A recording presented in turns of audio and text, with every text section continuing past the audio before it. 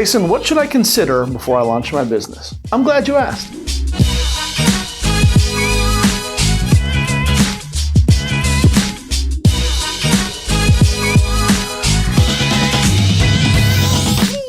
Hey there, enterprisers, what's good? It's Jason Lago here again. And in this video, I want to talk to you about what to consider before launching your business. That's right, we're talking about what to consider before launching your business, all right? Now, when it comes to launching a business, we all know that there's this term out there called a business plan. And that usually encompasses basically what you're going to sell in order to make money and how you go about that. And that's definitely what we need to consider when we want to make money, when we want to succeed in our business. It does come down to sales. All in all, it's all about how many sales that you can generate and how many you can produce and how many more sales you can produce down the line with each new customer. The reality is though, long before you get to selling a product, there are a few things that you need to dial in my opinion, before you actually launch your business. That way you have clarity, and that way you also have a mission statement and kind of just really know what you're after, all right? It's not just about throwing together sales. Sales is the end game, but there are some things to consider before then. I hope that this provides clarity because this is really what's going to put you on the track to having an established business. It's not just about selling stuff at first. You want to get to that point, but I think there's a few things you need to consider ahead of time. Some key components that you absolutely need to consider and have dialed in. That way you have a mission statement, and that's going to bring more sales in the future. I promise you this will help you out. Let's get started. Number one, who is your dream customer? All right, the word that we're focusing on here is who. In other words, there's a specific person, all right, or a specific type of person that you are targeting, okay? The term that you've probably heard if you watch Shark Tank or done any kind of business research is this term of target market. Who's your target market? And that's exactly what this is referring to, okay? I like to refer to it as the who. That way you can really specify the single dream customer, the single person, what they are, what they look like, you know, who they are, what they're doing for work, what keeps them up at night. You need to consider who this person is in your business. And that way, when it comes to actually selling products, you know the person that you got to go to. Think about it like this. Let me give you an example. Let me give you two scenarios and you tell me, all right, you go ahead and think to yourself and you tell me which one you think is actually going to be the most effective scenario, all right? You could have a scenario, first of all, wherein someone just has a product to sell and they go to a public park, all right? Let's say that I've got some widgets to sell and I go sit in a public park someday.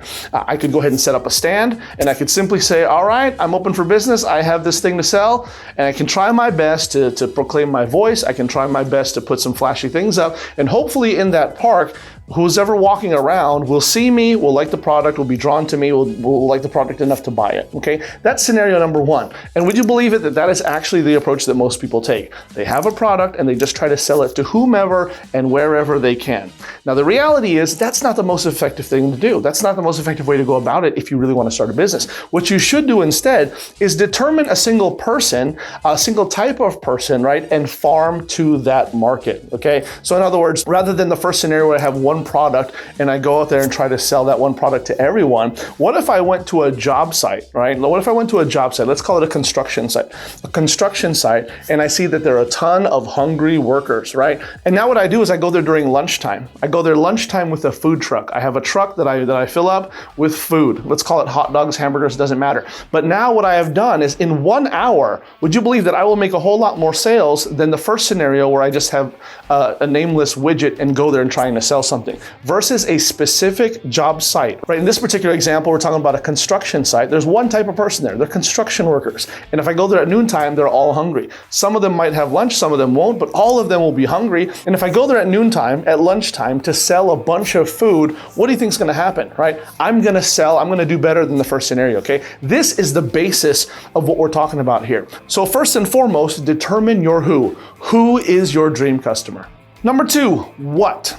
What, right? The question is what, the word is what, as in what is their main problem, okay? What's their main pain? What is keeping them up at night? What's bothering them? What is one thing that is lacking in their life? What is one thing that is bothering them? What is one thing that is bugging them? What is one thing that is causing them pain? What is one thing that is causing them discomfort? What is their main problem? Okay, now if we go back to my first example, the main problem here is hunger, right? People are hungry by noontime. Hungry construction workers, they're working hard, they're hungry. I come in there and I provide a service, a solution to that problem, right? That's exactly what you need to consider now too. What is the problem? And you can't determine the problem, okay? Not in this scenario. In this particular exercise, you cannot determine the problem until you've determined the who first. So start with the who, who's my dream customer? And then number two, what is their main problem? Number 3, and finally, is how do I solve it? Okay, how do I solve it? You'll notice that I never at one point ask, what do I sell?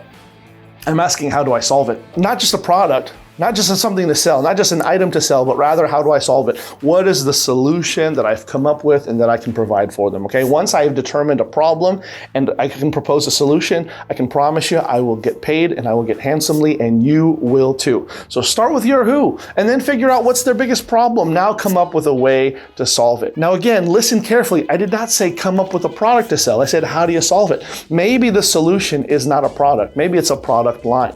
Maybe it's a product with an instructional information course behind it. Maybe it's a product, maybe it's a service. Maybe you're willing to take something over for them in exchange for a large amount of money. Or maybe it's a combination of all three of many things. I think you get the idea. But when you start here, this will give you such clarity and paint such a clear picture for you on the person that you should be going after. And now you can effectively start targeting these people and start marketing to them. I promise you this will go a lot farther than if you just randomly try to throw things at the wall and see what sticks and say, hey, I've got a product, let's see who buys it. No, go after a target market. Find out what's bothering them, offer them a solution, and they will pay you today, they'll pay you tomorrow, and they'll pay you in the days ahead. All right, there you have it, my friends. Hopefully that was helpful. Listen, this is quick and dirty, straight to the point, basic but powerful stuff, but I promise you it'll help you if you really dig in and fine-tune this information. Now, hopefully you liked this video. If you did, give me a like. Comment down below. Let me know which one stuck out to you the most. But also share this. Most importantly, though, you know the deal. Make sure that you subscribe and hit the notification bell. That way you don't miss out on any more hot new content that I got coming down the pipe just for you. On top of that, if you haven't had a chance yet to download my free guide, all right, the Digital Freedom Shortcut, click the first link in the description box below. Shows you exactly what I did to leave the corporate lifestyle to doing what I'm doing now, and I couldn't be happier to share it with you all. All right, my friends, I'm out of here. I'll see you next time. Take care.